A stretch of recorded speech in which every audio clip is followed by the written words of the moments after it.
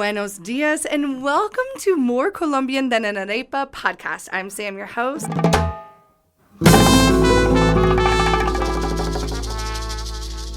And today I am welcomed by one of my Colombian family members, Michael, who has an amazing story, amazing experience. He's completely got dual citizenships in the United States and in Colombia. So he has a really interesting background that I think would be really beneficial for you to listen to if perhaps you might have a dual citizenship, or maybe you're living abroad and looking to come back to Colombia. And just am so excited to talk with you on here and have you just tell me so much more about you. Like, I feel like we've hung out many times, but this is going to be like an even better time. Also, if you're not watching us, you should be watching us on YouTube. You can see Michael's beautiful face. And we're drinking Club Colombia like we should be. Salud. But I'm going to go ahead now and pass the mic to you and have you just get started. Tell me a little bit about who you are, where you're from, all the fun things. All right. Well, first of all, thank you for having me here today. It's a long story. I'll try to make it a little interesting and fun here while we're here. But it's my dad is from the States. My mom is from Colombia. They met in Spain. She was in the university. My dad was in the military. Sorry, not military, Air Force. Air Force. He will kill me. Dad, just erase that part. Yeah. But they met. Oops. And then they were married for about 3 years. They got divorced, and we stayed with my dad. Okay. We lived in Europe. We lived in Germany, and then we lived in Turkey, and then for being with the Air Force. With the Air Force, yes. Okay. So Army brat in the start, and then we moved. We started living with my mom, and we came actually here to Colombia, to Cali. Okay. And we were living in Cali. Is that where she's from? Yes, okay. She is from Cali. Okay. And but we were too little, and I kept thinking, and I kept trying to remember that time when we were here, and I don't. I have bits and pieces here, but guys, I was too young. I think we were here till we were like 5, I think. So I did live here. I know that we did speak Spanish, but and then we moved back to the States with my dad. And then we grew up in a very military home, very white, very, we lived in Arizona, and then we lived in Florida. Then we lived in Ohio. Okay. I finished my high school in Ohio, in Columbus, Ohio. And then I went to the university in Poughkeepsie, New York, to Vassar College. I graduated from Vassar College. And then I moved to Florida, where I had my first job, and my best friend was actually from here, from Medellin. No way! My work buddy, it was from here. And then she started, Michael, you need to go. Come with me on vacation. We need to go. And I was like, I love this. Why am I going to go to Colombia? I was like, no. Because we grew up, and we didn't have any contact with that Hispanic side. We didn't have any contact with the Spanish either. I took high school Spanish, and, so I was like, Colombia? It wasn't even on my list of places to go. Even though you're Colombian? Even though I had that Colombian side, I didn't feel Colombian. Interesting. I didn't feel Colombian because my memories of, where I started to grow up and everything was in the States. So I was American. Yeah, you were from the United States. That's like what you associate. We grew up. My dad's from Mississippi, raised in Alabama. Our family is all from down there, and they're still there. And so I grew up American, and I didn't feel Hispanic or Colombian or anything. It wasn't actually in high school. We were part of the Hispanic quota. And I was like, we don't even speak Spanish. It was me and a guy from Peru. His family was from Peru, but we didn't speak Spanish. No, wait. So at this point, you did not speak Spanish. No, you didn't speak it at home. No, I had no memory of it. I had nothing. Like I said, I remember things, but not like full on like speaking Spanish or anything. No. That is crazy considering. And we always spoke English at home. Even when we were living here, we always spoke English because it was, when we were in Europe, we spoke English. Everything was always in English. And so your mom spoke English too? Yes. Like everyone was just at home. Because she wanted us to have the English, but I think she focused so much on the English, she forgot completely on the Spanish side. Completely forgot. And so we grew up speaking English and in the States. And then I did not come with my best friend to Medellin, but then my mom sort of came back into my life. And I have 2 younger brothers, and their family's from here, from Medellin. Okay. Mm-hmm. So finally she was like, you need to take them. They need to meet their family here in Medellin, so you need to go with them because I can't. And I was like, okay. I was like, fine, You're like, universe, sure. I hear you. So I came here. I was supposed to stay for a week because I was very angry, angry. I was like, I don't want to go. I don't even know. I'm wasting my vacation. I have to take the kids. And Really? I was like, And I got here and I was like, well. Oh, wait, this is crazy. I was like, well, and I was like, you know what? I'm going to stay another week. So I ended up staying 2 weeks. The day before I went to, before I had to go, I was like, well. Were your brothers with you when you extended the whole time? They were staying here for a couple of months. Got it. And then I was like, well, you know what? I'm going to stay for a little bit longer. I ended up staying for a full month. I went back to the States, and then I had to pick up my brothers like 3 or 4 months later. Okay. So I came, and I was like, I'm just going for a week, that's it. And I got here, same story. I was like, well, maybe 2 weeks. Really? And I ended up staying another month. And in this time, did you feel reconnected to these roots that are part of who you are, or no? I think emotionally there was some type of connection there, but it was more of seeing so many different things. Okay. Because, it's this thing, and I know that I keep repeating it, and people don't understand. We grew up so white. Yeah, in the United States. In a white community, in a military community that was white. Yes. And it was, I remember my high school graduation class, we were 1,000 kids, which is a lot. And there was 4 Hispanics, counting the 2 that I told you that we were not, we shouldn't even be in that category at that point. And I think there was like 5 or 6 African Americans. That's it.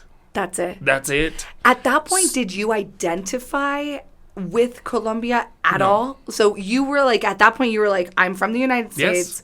I'm fully American. Yes. This is just like a piece of my like history, but I'm not really from there. I don't have that connection. Yes. Absolutely. I didn't have any type of collection. I didn't speak the language. I didn't eat the food. I had no idea about the extended family that I had here. Like, I knew we had family in Colombia. Yeah. But in my mind, I was like, oh, it's grandma. And it turns out that it's this huge family. It's grandma, and then it was, grandma, they were 14 kids. Uh-huh. And then before that, it was grandma 9 had kids. 14 kids? Not my grandma, my great-grandma. Oh, my great-grandma had 14 kids. Still. Yeah, all that, and then you go back, and it's all those things. And then all of her sisters had at least 4 or 5 kids. And then the generation before that, they all have a minimum of 6 kids. So it's this huge family that we have in Cali for the most part. 98% of them still live in Cali. So no, I had no connection to that. Are you in that family, like this extended family that you figured out later on in life? Did they have any connections to the United States? Or are they only in Colombia? No, they are very proud Caleños. Yes, as they should be. Yes, and they're from Cali, and Cali is the best city in the world. And wow, yeah. No connection with it. Okay, so let's go back to you coming to Colombia. So you came to pick up your brothers, and you stayed for another month. Yes, and then I went back to the States, and I said, I started thinking, and I was like, I need to go back. I need to go back. I don't know how. I don't know what to do. I had this amazing job at the moment, getting paid an absurd amount of money in Florida. Uh-huh. I used to work lights and sound for a theater. Love that. And I was one of the 3 people trained in the new sound system. So we were, like I said, it was an absurd amount of money that we were getting paid. But I was like, I have such a good job. I don't want to give that up, because if you leave and then you come back. Right. So, but I got to a point where I was like, I need to go at least for 6 months. I want to go. I want to be there and work there and just see what the city has to offer. Because you loved it. Yes. Because you loved the city, but not necessarily because you felt connected to that Colombian side to you, but mostly because you loved the city. When I'm now thinking about it, it's this feeling that I didn't understand back then, but I do now. It's this feeling of just potential and possibilities, and you could be whatever you wanted to be. I love that. It's this thing where, I looked at myself in the job that I had, which, like I said, it was great, but I was like, I'm going to be doing this same exact thing Right. for the next 60 years of my life. I don't know, because some of my coworkers were very old and they were still working in the same thing. Yeah. And they, I've been working in the same theater for 40 years. And I was like, I don't want that. That's not the life that I I don't want that. I don't want to be stuck in one thing and then just not have anything else or other experiences or travel or this thing. So what I saw here was that it was the potential that I could be anybody, be anything, and explore other areas where I wanted to, where I was kind of interested. And I said, but I never had like the guts to, or so that's what I saw. And that's almost that's like why reinvent yourself. in a little bit. And it's just that ability of being able to explore, of like, oh, I think I'm interested in this, so I'll go this way. And then you go, oh, no, not definitely that. So, and then just being able to switch and then just be like, oh, well, I'll go this way and see what's happening there. And that's actually how I fell into teaching. I started teaching here in Colombia. I found a high school that actually, with no experience, you did know not. anything, 20 years old. Wait, I love this. And they're like, you speak English? You American? You're hired. And I was like, perfect. I was Done. like, That's okay. what I wanted. And Wait, it was so at this perfect. point, when you came down, when you're like, I'm going to come down for 6 months. Yes. Did you speak Spanish at that point? No. Still no Spanish? No Spanish. Well, that's the other thing. It was crazy because it was not a bilingual school. It was just a normal school that they were trying to become bilingual. No way. So I was the only person that spoke English in the whole area. That's where I started my Spanish classes with a wonderful Spanish teacher from the start. Beatriz, she was the one that absolutely taught me everything I know today. I had the patience to, go through the whole process. Now after many years of teaching, I understand Spanish is so difficult because it's so complex. It's so complex. And so we have the same issue for people that are Spanish speakers and they're learning English. English is so simple. Yes. And the structure is so different to that because they want to keep it so simple. So it's hard for them to come down from where they are to learn the English. And then for us, we have to up our game by a and lot, like work a lot really because really there's hard. so many conjugations and there's so many times and there's so many things. It's this thing where when we talk about the grammar concept of it, in English we have past, present, future. Yes. That's it. It's easy. We got it. Past, present, future. That's it. In Spanish they have 3 presents, subjunctive, 2 pasts. Yeah, it's like they have 4 or 5 different kind of futures, Yes. and some of them are used here, not there, and depends. And then we have formal and informal. So it's so many possibilities and so many different things that for us it's so difficult to get up there. Once you kind of understand that, there's a moment where you're learning a second language where a light bulb kind of turns on and you go, oh my God, I get it. Yes. And you're like, okay. And then from then on, it becomes much, much easier. But to get to that point, it's hard. It's hard. It's hard. It's interesting, though, that, maybe because this is totally different than my life, but it's interesting to hear you say, like, when you're learning a second language or something, when you're learning, because you are half Colombian. And so for me, I listen to that and I'm like, that is so funny because you're completely bilingual. You would have no idea that, like, you didn't speak before this time. So going back to your story, you're coming down here, you get a job. What year is this? Like, what are we talking about? 2000, it was at the end of 2008. I started working in 2009, January 2009. Okay. And so you get this English speaking job for how long? I was there for actually almost 3 years. Oh, wow. Yes, okay, so that wasn't a 6 month thing. No, because it's the same thing. After 6 months, I was like, oh, but I've done such a huge process with the school and the kids love me. I was like, no, I'll finish out the school year. And I said, okay, I'll stay here for a year. And then I was like, but I have plans. And it's this thing where I was like, okay, no, I gotta continue. And then I gotta continue. So I worked there for almost 3 years. So when did you learn about or reconnect with your family in Cali or your extended family here that you didn't know about before? So I was living here in Medellin. I did not go to Cali because I was scared. Because it was once I got here to Medellin that I realized there were so many people. Right. And I started seeing, the Facebook, we started the life of smartphones. So they started posting pictures. So it was totally different because we had more connection. I could actually see who they were.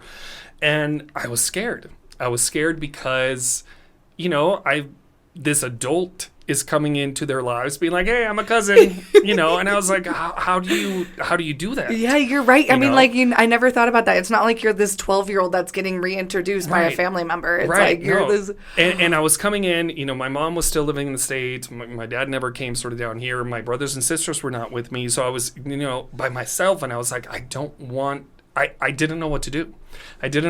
So I put it off for as long as I possibly could. Even though you knew they were there. Yes. Okay. Yes. Okay. It's this thing where, culturally speaking, they're so close and they're so. That's so true. Such a tight knit type of family. Yeah. That I didn't know how they were going to react in that type of thing. So it was it was this thing where. They're very Colombian. They're so hardcore Colombian. I love it. So they're, they come from a long line of a family, and they're very conservative. They're very this, and then you have this kid that they don't know because I can still consider myself a kid at that time. You're still one too. So it was this thing. I am the first gay member of the family, so there was that added sort of thing, like stress. So it was, I didn't know how they were going to react to that because it was this thing. So I put it off. I put it off for so long. So I was working in the school, and then on the side I was working with the universities. I started working in the English department with the universities, and then I started working in some cultural projects. And actually, one of the museums from Cali approached me. And they said, we are looking for somebody to head the education department in the museum. We've heard about your story. We've heard about this. We're very interested in you coming to Cali. And I was like, well, once again, universe, I hear you. I said, okay. So I actually moved to Cali. Wait, you moved to Cali? I had no idea. I moved to Cali. I thought you were like gonna be managing the whole story. Nope. I moved to Cali and I started working in the museum. So I was like, okay, this is it. I have to meet my family. Yeah, and this you're is here now. This is the time. I was looking for some type of excuse, and I think this is perfect. How was your Spanish at this point? Strong. It's still not, it's interesting because even up to now, my main or my comfort zone is still in English. English, yeah. My house is in English. Mm-hmm. My music is in English. At work is in English. So, I would say still today, 80% of my day is still in English. Mm-hmm. But at that time, I could have my conversations. Yeah, you were doing fine. I could have my conversations, yes, and I was fine. But obviously, as soon as I got nervous, it was out the window. As soon as I got uncomfortable or nervous or maybe had a little too much, Spanish was out. Like it did not work. So I moved to Cali. Okay. I started working there in the museum. I met my whole family. It was extremely overwhelming. Was it? Because it wasn't one or two. I remember it was that first meeting. I don't know it was a birthday, but it was one of the it was I don't remember who it was, but it was somebody important in the family. Mm-hmm. So everybody went. The intimidation. All 90-something of the family members. Yes, because we're like 110 in total. We're like 110 in total. Wait, I have all like 20. Exactly. And in the States where you grew up, it was my stepmom, my dad. Yes. My two brothers, my sister, myself. That's it. That's it. Like we met our family members on Thanksgiving or Christmas, and we went down and we had, but it was, that's it. We were 7. That's it. So to go out there, and I was like, there's 90 people I have to meet at this party. And then obviously very Hispanic, very Colombian. Yes. They're like, oh, Michael, of course. Yeah, hug of course here, they kiss love here. you. And I was like, this is way too much. I was like, this is too much. Like halfway through, I was like, I'm gonna go take a break. You also lived in New York for a long time, and like there are boundaries. Exactly. Oh no, that whole personal space thing does not exist. It's this thing where it was so overwhelming, and I remember having to take a break, and I was like, I cannot. Yeah. And everyone was like, oh, did you meet? And then they were giving me all these names, and I was like, I don't even remember what my name is at this point. Like, there's so much information. What languages am I thinking in? What's happening? But they were all wonderful. They were all great. They were all so loving. They didn't even skip a beat. It was like I had been there the whole time. It truly was very touching and very amazing for me. Very, very. Okay, so at what point, I guess, at this time, did you or were you feeling connected to your like Colombian roots then? Or was it still kind of developing? No, it took a while. I was in Cali. I was in Cali for 2 years. And they changed the director of the museum, so I was out. Ew. And then I was like, no, maybe I'll stay in Cali. I tried to work in Cali. No. Nope. I was like, going back to Medellin. Yes. Immediately. I was like, my family's here. I love it. I'm reconnecting with my family. The birthdays, the Christmas, all these things. But for work, I was like, I have to go back to Medellin. Right. So I came back here, started working with the universities again, working in education. I started working with an English institute, just doing English. And then I went back to the States. Oh, wait. What? Because I had no idea any of this, Michael. In this whole time, I didn't go back to the States. The whole time? In the whole time. It was 8 years that I was... You did not go back to the States for 8 years? Nope. How, that is a stark difference. Yes. You were, American, from the United States, fully, never really connected to Colombia, went to Medellin, fell in love, and then was in Colombia for 8 years and didn't have that connection back to the United States. Not even a little bit.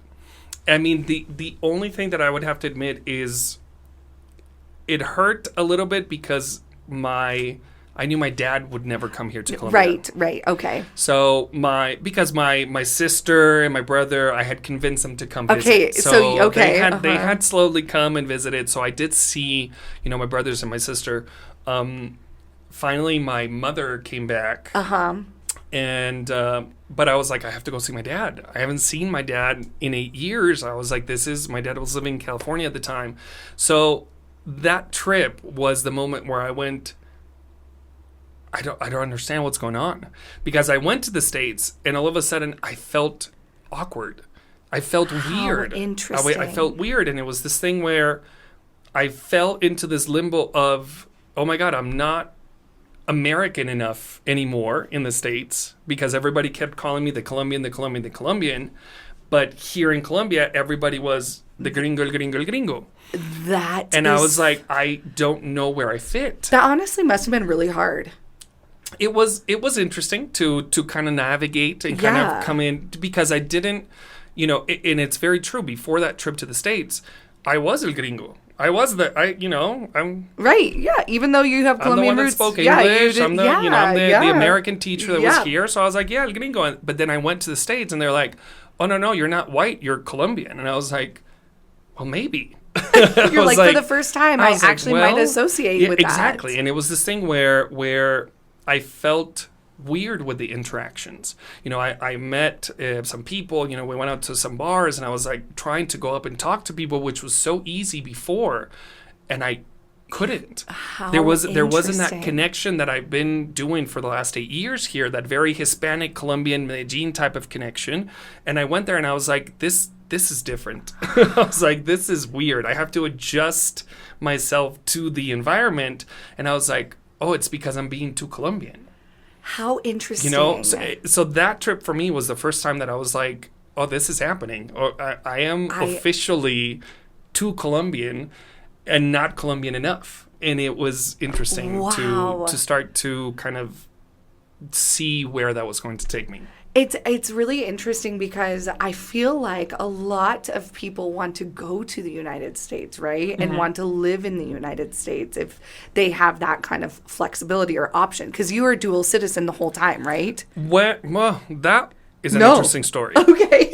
That's an interesting story because, and that sort of played a little bit later on, but it was when I moved here, once again, it's that same limbo. I was born in Spain.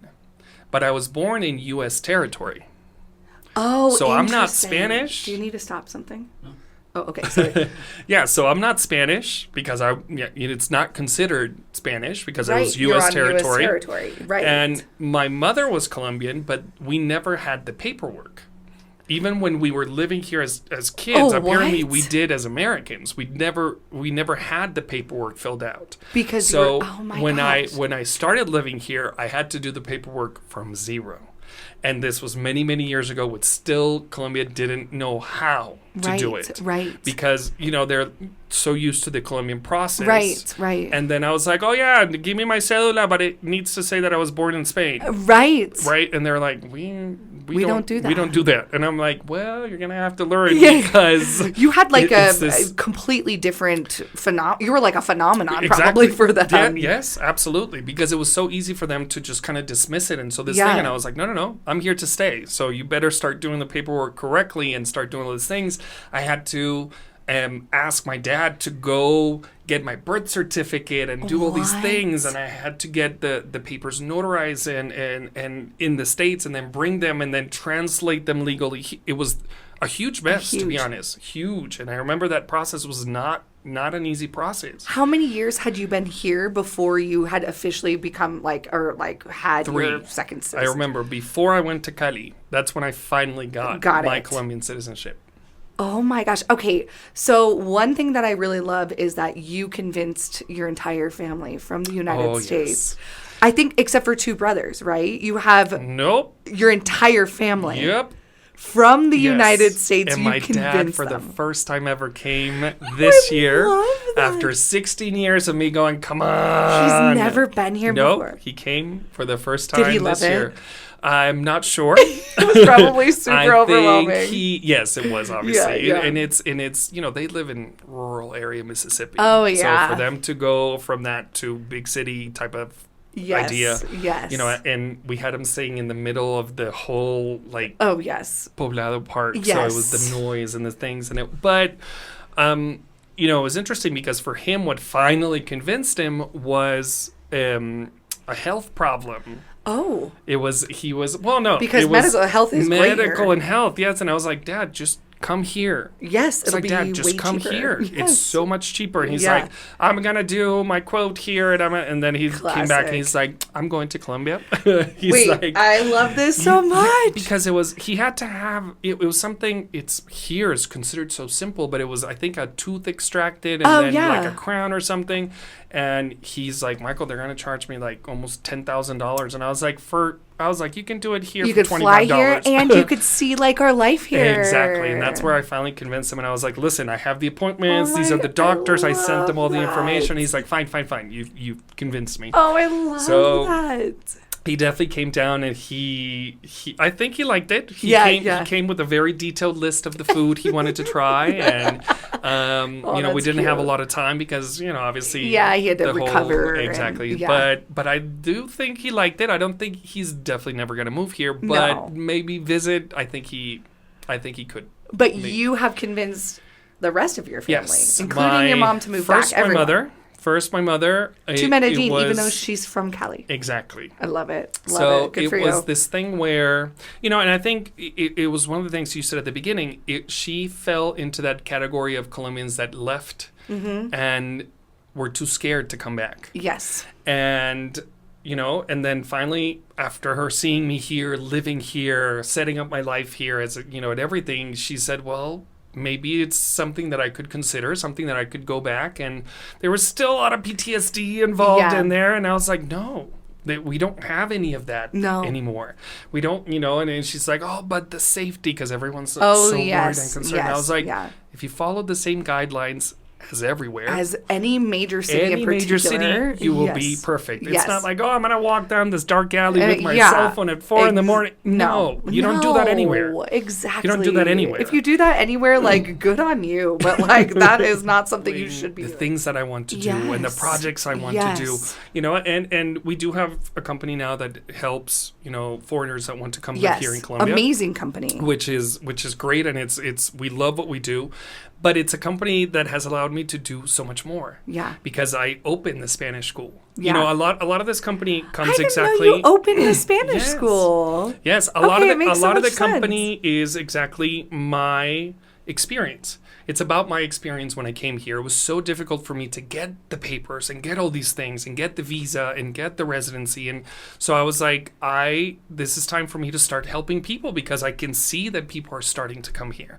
So that's why we started the company. And then, then we had the Airbnb. So we started doing Airbnb. And then we said, okay, what else can we offer? So that's when we opened the Spanish school. And then we started doing the tours and we started doing all these things. But, that's the company as it is now. That's my sort of financial side of it. But the company also allowed me to work with foundations and work with, I worked with the Write a Play Foundation organization for such a long time, which was teaching kids how to write plays for the stage. Which connects you back to exactly. It's kind of that full circle. And it's through the company, I've been able to get that kind of opportunities and work with the universities and work with nonprofit organizations. So we work with a nonprofit right now that works with women that are younger and that are looking for sort of that opportunity or that thing where they don't have the resource or they come from domestic violence or this type of thing. And, this nonprofit that we're working with gives them all the opportunity of getting all the psychology and everything. And then they come work in the company as their first experience. That is amazing. So it was, for them to come into a work environment, to have to,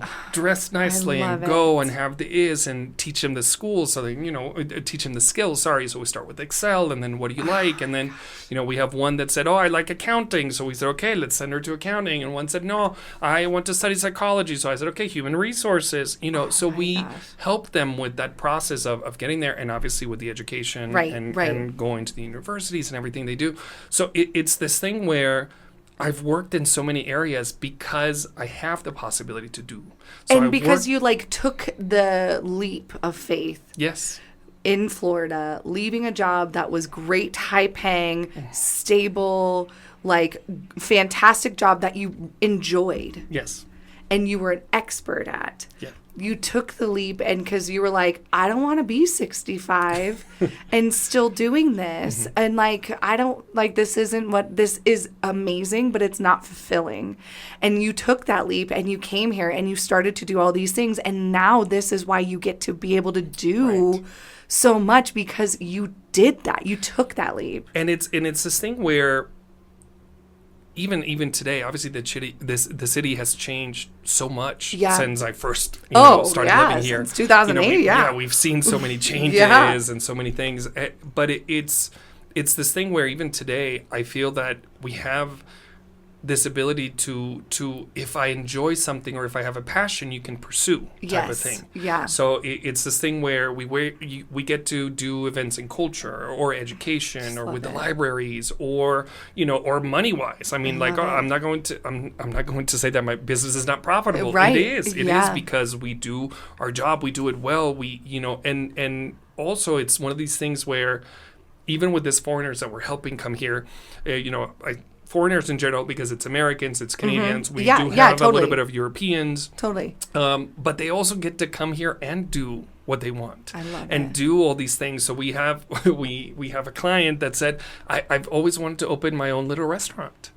So we helped him with the whole process, get everything, and now he has his restaurant. And he's so happy, and it's this thing where, we have another client that's an art. She said, no, I've always wanted to do art, and I've always wanted to be involved with the galleries. And we said, okay, let's do it.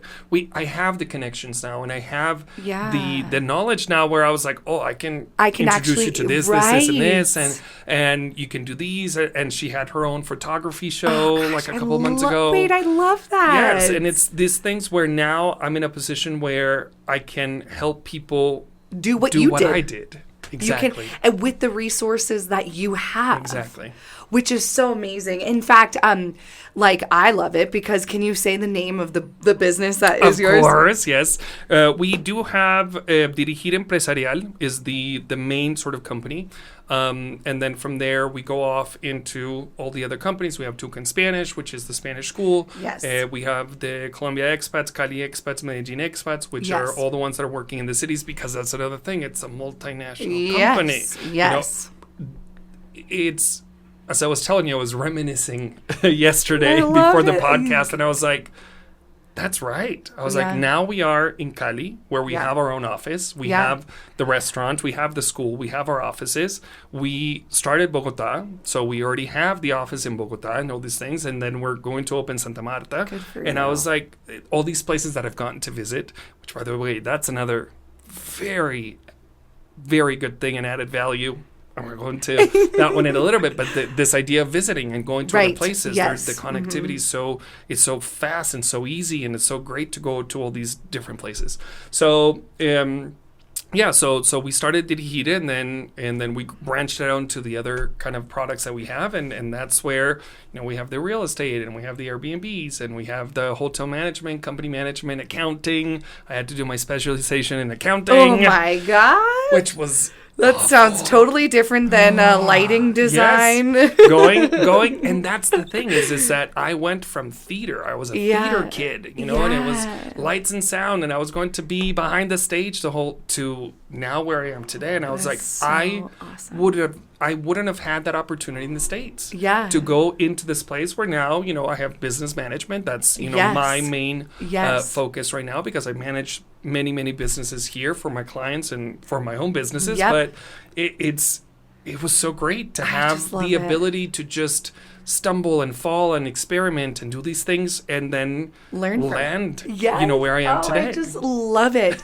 I think what is so special about it, first, let me just plug Toucan Spanish School, because I used to recommend this school before I even met you, because a lot of people has amazing reviews. So if anyone's ever visiting Medellin and they're looking for an incredible language school, it's a fantastic one. Actually, we're going to be taking classes later this month, and I'm really looking forward to it. Although my Spanish is not. Hopefully, after 16 years, my Spanish is like yours. It's something. Well, it'll be shorter. It'll be shorter. Trust me, it is. It is. Will it? The school comes exactly from, we went from an academic perspective. I will say, okay, this is the international, but it came from my experience as well, as in what issues did I have and what problems. And we said, no, we're not building around that. We're building around the actual experience that I had. Because I have to tell you, for me, it was not easy learning Spanish. Oh, gosh, yeah. It was not easy. I gave up many times where I was like, nope. This is not for me. It's fascinating. This is not for me. So it's this thing where I said, okay, I know the academic points that we have, and we're going to meet those obviously. But I wanted the approach to be so much from my experience and other experiences of other people that we knew exactly where we got stuck. Exactly. We knew where the issue was, and academically. You have to skip it and be like, oh, no, you'll get it later. And then let's just look at this. And you're like, no. Hold on. Come back. Let's spend a lot of time here because this is one of the main issues. That's the issue. Right. Exactly. And then from there, and you say, okay, from there we can grow and we can do this thing. So, it's a lot of this company, a lot of this is from experiences, from myself and other clients and other things that we have had. I love it. If you, when you hear Michael speak, he literally speaks fluent, perfect Spanish. You would have no idea that he started learning at 20 years old. Something that I've learned recently, and it's from my bilingual friends, and they said, Michael, you are in English. You're so funny.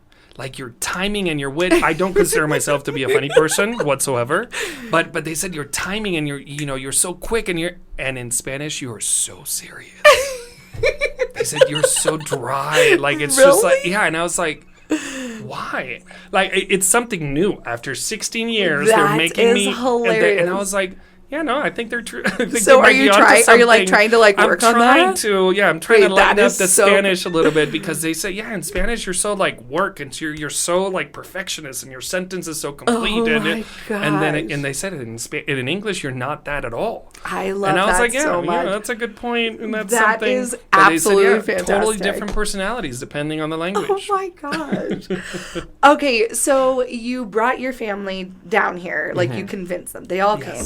You've been here 6 months, and they're still here. Yes. Which is amazing. Yes. So after all of this time that you've been here, would you consider yourself more Colombian, or do you still really associate with the United States? It's for me it's interesting because I think culturally speaking, my main core in my center is that American sort of concept. Okay. So because being on time, which we know here in Colombia is kind of but it's this, the personal space, the being on time, the work ethic type of thing. I do believe that that's very much part of my American side. The type of shows that I watch, that's still, my personality developed in the States. So I do think I keep a lot of those things. But I do consider myself to be Colombian as well. The type of food that I'm eating and the type of things that I like to do now and being out, being with friends. And, there's things where in the States, I wouldn't have had that type of opportunity. No. It's sort of that thing where... So I think I still feel very split. And I still feel that thing where I'm not necessarily Colombian enough. But I don't feel American enough. Interesting. I still feel you still that way. After all of these years. I mean, it clearly doesn't stop you from living here, even though like it doesn't, and it probably wouldn't stop you from living in the U.S. either. No. But it is interesting that after all this time, you still battle with that like identity part of who you are. Yes. I do find myself having to sort of explain myself after some situations where I'm like, no. This is me. This is part of me. Yes. Because my friends don't understand it, sort of thing. Right. And it's this thing where they and I'm like, oh yeah, this is not culturally correct or culturally acceptable here. Right. But in my mind it is, because it is from the States and because it's this type of thing. So I still find myself falling into sort of those categories. So I can't say that I'm fully one thing or fully the other. No, I still feel that I bounce sort of back and forth, and then you try to make the best of it. No, that's right. Okay, so if you have advice for people who are Colombian, who are living abroad, and they're like teetering on whether, like maybe even similar to you where they might have that part of their roots or whatever, they're teetering on whether to come here or not. Like what would some tips be for helping them figure out which direction to go? When I first came to Medellin, I fell in love with Medellin, the city itself, and the city and the people and everything. After a couple of years, working, sort of trying to get myself sort of stable, I got the time to travel here in Colombia. I said, I'm not going anywhere else outside. I'm not doing the same. I'm going to travel here in Colombia. And I started visiting all these different places. We went to Cali, and we went to Santa Marta, and Cartagena, and Barranquilla, and then we went to Bucaramanga and Villa de Leyva, and we went down all the way by car to Ecuador. Whoa. And we went to the Harry Potter church. I can't remember that. Oh yes, the sanctuary. Yeah, which is remember it. Beautiful. Yes. Oh my which gosh, is it's on my list. Las Lajas. There it is. Yes. Which is so beautiful, but it's this thing also, the Amazon. I don't know if you've done it, but Not it's yet. Oh, I'm itching. It is life-changing type of thing. I can't wait to the bugs. It's this thing. It's not as bad. Well, for us, it wasn't as bad. Okay. But we'll talk about that. No, but to explore the culture that they have here. It's this things where now we talk about it, and it's you don't appreciate what you have when you are from the place. True. It's so true. So as an American, I didn't appreciate what I had there, and as a Colombian, they don't appreciate what they have here. So to go and see these places and just be like, oh my God, there's so much culture, and there's so much this, and the festivals, and there's parties everywhere. Not necessarily, when you say party, everybody immediately goes to like drinking and alcohol. No, it's celebratory festivals and celebrations, and it's a lot of these things. One of my absolute favorites, which is this next year. So if you guys definitely have to go, it's the El Carnaval del Diablo. It's the Devil's Festival. Okay, where is that? And everybody in Rio Sucio. Okay. And everyone's like, oh, the Devil's Festival, satanic. It has nothing to do with that. Really. It's a celebration of life. It's a celebration of, it's this energy kind of karma type of thing. And they have, it's called the Devil's Festival because they make this huge statue. Yeah. Huge statue, and they parade it around for 7 days around the whole town. And what you're supposed to do is you take all your negative energy. And you put it into, and like release it and into. you put it into this, and at the end of the festival, they light it on fire. fire. Wait, I love this It's so much. so Can amazing. we go? Let's go Yes, this year or next absolutely. year. Let's do Yes, it. yes. I think it's in January. Let's go. But it's incredible. They do it every 2 years, and it's so everything. It's the costumes and the everything, and it's just that energy of people just cleansing, and just all my negative energy and everything goes into that. It's amazing. It's amazing. You know, and you have so much culture, so much background, and you know, it's one of those things that a lot of people are always concerned. You know, oh, we have to mention it because we can't ignore it. The history of the country. Right. The people that were famous before. You know? Right. It happened. It is what it is. Right. You know, but they have moved on from that. They've moved on from that. And I think it was something they had to go through because the growth that they have had after everything went down. Well, they don't want a repetition. And no, so absolutely. they're like, how do we change our stereotype? Yes. And I love that. And it is, you know, like they have to, I think, and a lot of places have kind of made their peace with that. And they said, okay, yeah, it happened. But look at everything else we have done. Super resilient. Look at all these things. You know, now we have all this tech thing, and we have all this culture, and we have so much education, and we have the festivals, and we have cleaned the cities and grown. And so it's this thing where they had something to prove. Yes. And it shows. It shows. It really shows. It really does. does. So, you know, a lot of the safety concerns that people have is from that time. They're not the current safety issues. They're not. In a lot of the country, too. Yes. It's not even just specific to Medellin. Like, it's amazing. The amount of progress and the amount of, like, pride that they've done. I mean, you walk into the metro, for example, it's spotless in Medellin. I have to admit something. I went into the metro, very oblivious, you know, I opened a bottle of water and I got yelled at. Yes. They're like, you're not supposed to drink in the metro. And I was water like, too. I'm sorry. I was thirsty, but okay. But they are so on it. They are on it. It's truly amazing.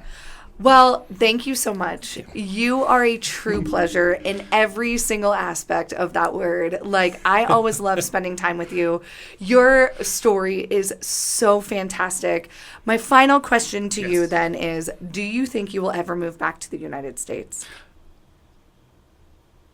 No. No. I have thought about this. I have, you know, I would say under what circumstance, like, would I find myself... I would have to be dragged out of here. Yeah.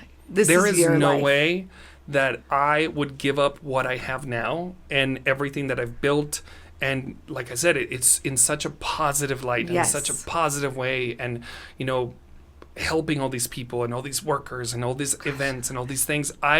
Something must truly, truly go awfully wrong to get me to go back to the States. Yeah. This is your home. Yes. I enjoy going back to the States. Of I course. love to visit. Yeah. You know, like I said, I went to visit my dad, and then I went to New Orleans, which was fantastic, and I loved it. I have a trip planned to New York again. Fantastic. But for me, it became a vacation spot, which I love. And I love to, you know, go to these different places, and I love the national parks and this type of thing. But it became a vacation spot for me. And this is your home. Yes. I love that. Well, thank you, Michael. You're fantastic. Where can people connect with you if they want to, like, open a business, or if they want to go to Spanish school or something? Where can people connect with you? I would love to answer that question, but I think they're going to have to add it on later on because I don't know. Are there Instagram handles or something for any of the businesses that you've started that they can connect with you? All of them. Showing up here. No, I truly honestly don't know. You're not the marketing person. Not at all. But that's okay because you can tell me and I will put them into the show notes. She will let you know. So that you can find. I have a horrible memory. Like, I know, and I'm not a social media type of person. I'm not. And I know we have websites, we have social media, we have Instagram, we have Facebook. You're doing great, Michael. You're doing great. Ask her. And they will all be in the show notes below. Well, thank you. Thank you guys for You're having me. so wonderful. I loved having you on. Maybe we'll have you on again and you could talk a little bit more about maybe like learning Spanish and how to get going on that. We can definitely go into any topic that you guys want. We can go into the accounting concept because that's one of the biggest concerns that people have. The visa concepts. It's we so can definitely important. talk about that. Yeah. So, yes. That would definitely. be fantastic. Please have me back. Thank you so much. I'm so grateful for you. And if you're new here on the podcast, make sure to follow our social medias. We're on Instagram, TikTok, and YouTube at More Colombian Than an Arepa. We are also our social media personal accounts where we post daily posts about ourselves and our lives here essentially is at Colombia_expats. It actually happens to be the same name as one of the companies that he works for. So that will be easy for you to remember. Or one of the companies he helped create, actually, not even like work for, because he's fantastic. But so please follow us on all of our social medias. Thank you so much for listening. Muchísimas gracias por todo. I'm so grateful for you. I'm so grateful that I found you in my life and that we get to be friends forever and family forever. Muchísimas gracias. Muchas And gracias. until next time, hasta Hasta luego.